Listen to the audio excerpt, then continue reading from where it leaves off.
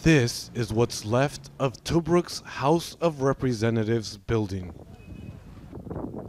Protesters in the eastern Libyan city stormed it overnight, looting its offices, assembly hall, and setting it on fire.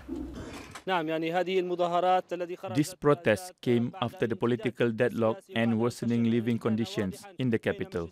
It is clear that the legislative houses won't come to an agreement, so this protest could pressure the UN mission and the international community to turn to alternative solutions. Earlier on Friday, hundreds of young protesters gathered at this square in the capital Tripoli. Living conditions have deteriorated in recent months after a parallel government was appointed by the House of Representatives in eastern Libya. With power cuts lasting up to 18 hours a day, there's anger against political leaders. Our demands include the removal of injustice on the citizens, solving the problem of electricity, dissolving and dismantling all legislative and executive bodies, such as Dbeiba's government, Bashaga's government, the High State Council, Parliament, Aguila Salah.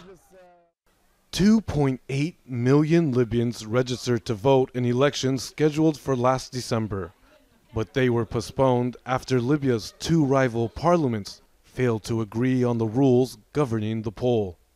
The disagreement is primarily about who can run for president.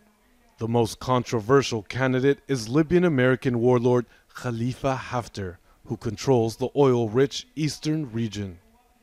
Recent UN-mediated talks between the two sides in Cairo and Geneva have failed to achieve consensus. The delegation of the House of Representatives demanded to remove the condition that presidential candidates cannot hold any other nationality.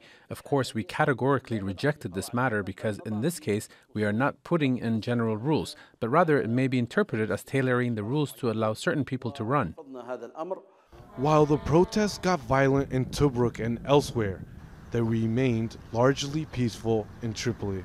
The UN support mission here in the capital has urged for calm and restraint. What's clear for now is people are frustrated with those in power and want elections to be held.